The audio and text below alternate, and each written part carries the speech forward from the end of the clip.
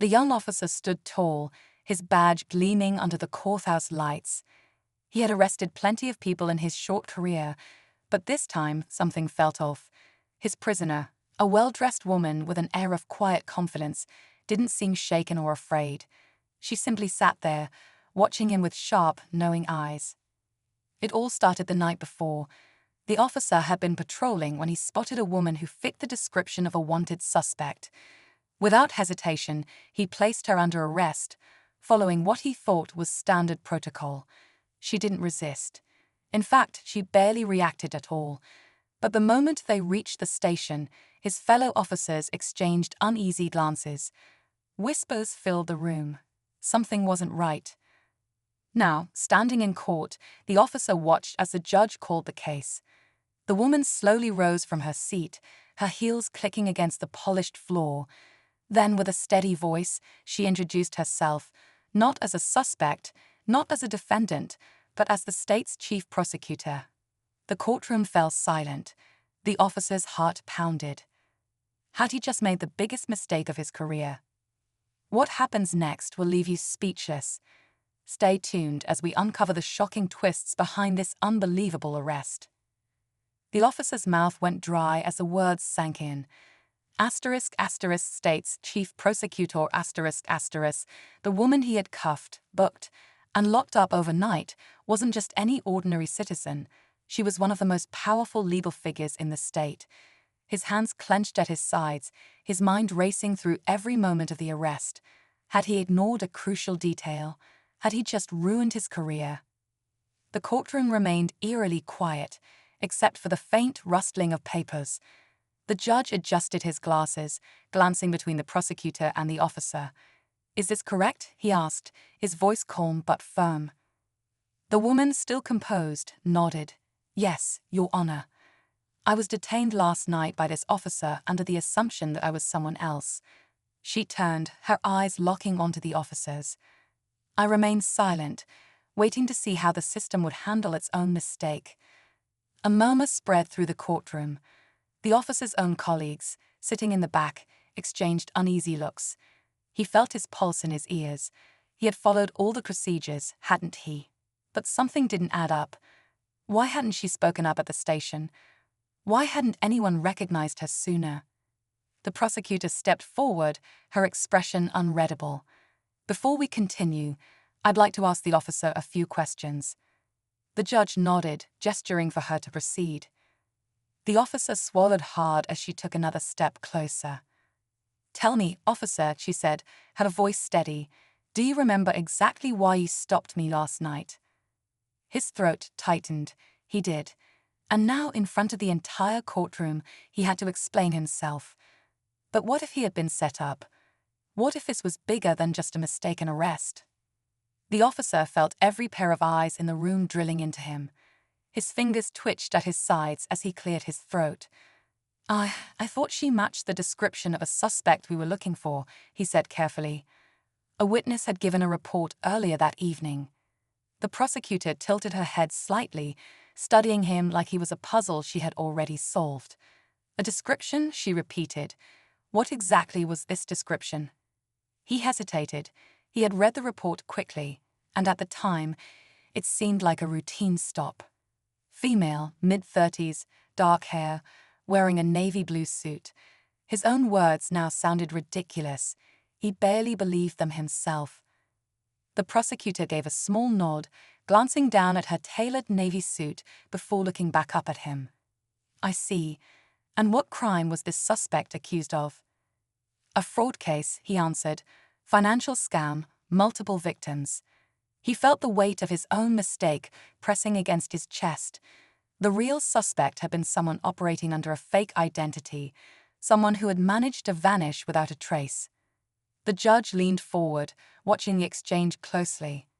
"Officer, at what point did you realize something was wrong?" The officer hesitated, the memory flashing back. It wasn't at the station. It wasn't even during the drive. It was earlier than that. The moment he had placed the handcuffs on her, she had given him a look, calm, patient, as if she were waiting for him to realize the mistake on his own. But why hadn't she spoken up? Why had she let him go through with the arrest? The answer sat just out of reach, teasing him like a shadow in the distance, and the way she was looking at him now made it clear. There was more to this than he understood. The prosecutor took a slow step forward, her eyes never leaving his. "Officer, do you believe I was the person you were really looking for?" The question hit like a hammer. He had been so sure the night before, so sure he was doing his job. But standing here now, the weight of the situation fully sinking in, doubt crawled up his spine. His grip on the truth was slipping. "No," he admitted, his voice quieter than he wanted. "I don't." A hush fell over the courtroom. The judge's gaze sharpened. The prosecutor let a small pause hang in the air before speaking again. "Then the real question is, why?" The officer frowned, his mind racing. Why had he made the arrest? The witness report had been vague. The suspect had never been fully identified. And yet, the moment he had seen her, something pushed him to act. But was it instinct, or was it something else? The prosecutor turned toward the judge. "Your Honor, I'd like to request the officer's body cam footage from the night of the arrest." His stomach dropped. He had reviewed the footage earlier that morning, looking for anything that might explain how things had gone so wrong. And there it was, something odd, something small but significant. Just before he approached her, his radio crackled with a message. A voice, barely noticeable at first. A name whispered through static. His own. The officer's blood ran cold as he realized someone had deliberately sent him after her. Someone had wanted this arrest to happen. And now, as the prosecutor turned back toward him, her expression unreadable, he knew she had already figured it out too. The officer's breath felt shallow. He replayed that moment in his head, the voice on the radio, the way it had said his name just before he made the arrest. It hadn't been a standard dispatch call. It had been something else, a setup. The prosecutor folded her arms. "Officer, do you recall receiving any direct orders to detain me?" Her voice was calm, but there was an edge beneath it. He hesitated. If he admitted to hearing the message, it meant acknowledging that someone inside the department had deliberately sent him after her. But if he denied it, he'd be lying, to the court, to himself. His pulse pounded in his ears. Yes," he finally said. "Right before I made the stop, someone on my radio said my name. I thought it was dispatch, but now I'm not sure." A ripple of murmurs spread through the courtroom. The judge exchanged a glance with the prosecutor, then turned to the bailiff. "Pull the radio logs from last night," he ordered. The officer's fingers curled into fists. If the logs confirmed what he heard, if there was a voice that wasn't supposed to be there, it meant someone had gone to great lengths to orchestrate this. But why? Then, just as the tension reached its peak, the courtroom doors swung open. A senior detective rushed in, his face pale. He walked straight to the judge and whispered something in his ear. The judge's expression darkened. The judge turned back to the room. "We have just received new evidence." His gaze landed on the prosecutor. "It appears your arrest was not a mistake." The officer's breath hitched. His mind spun. If it wasn't a mistake, then what was it? And worse, who was behind it? The officer's heart pounded as the courtroom fell into an uneasy silence. The prosecutor's eyes narrowed. "Not a mistake," she repeated, her voice measured but sharp. The judge exhaled heavily. "The radio logs confirm that an unauthorized transmission was made on the officer's frequency last night, but that's not all." He looked at the detective, who nodded and stepped forward. The detective cleared his throat. "We traced the signal back to an encrypted device, one registered to someone inside law enforcement." A chill ran through the officer. Someone in his own department had orchestrated this, but why? The prosecutor's expression remained unreadable as she asked, "And who does the device belong to?" The detective hesitated, then pulled out a file. It was registered under an alias, but after running a deeper check, we found the real owner. He turned to the officer. "It belongs to your commanding officer." The words hit like a shockwave. His superior. The man who had trained him, mentored him. The officer shook his head. That doesn't make sense. The prosecutor's voice was calm but firm. It makes perfect sense if someone wanted me out of the way. She stepped forward, her gaze locked on the officer. You were used. They knew you'd follow orders. They knew you'd never question it. A slow realization crept in. He hadn't just made a mistake. He had been a pawn in something much bigger. The judge sighed. A warrant is being issued as we speak. Just then, the officer's radio crackled again. A single voice came through, low and unreadable. But he caught one word before the signal cut out. Run.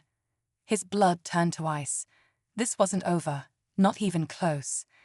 The officer stood frozen as the static from his radio faded. The word echoed in his mind. Asterisk, asterisk, grun, asterisk, asterisk, someone was warning him. Or was it a threat? He turned slowly, scanning the room. His commanding officer wasn't there, but that didn't mean he wasn't watching. The prosecutor's expression was unreadable, but her voice was steady. It seems we're not dealing with just one corrupt officer.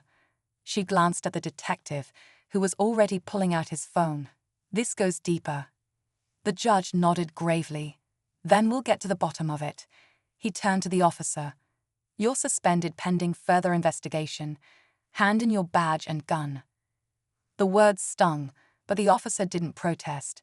He had sworn to uphold the law, and now he was caught in the middle of a conspiracy that ran straight through his own department.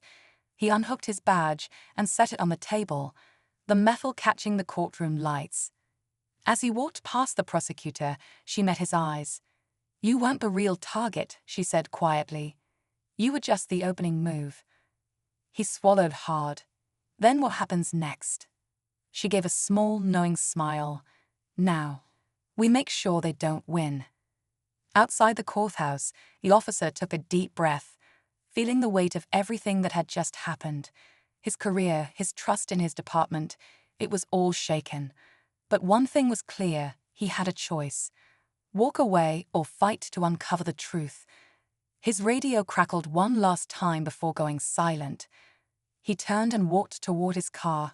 He wasn't running. Not now, not ever.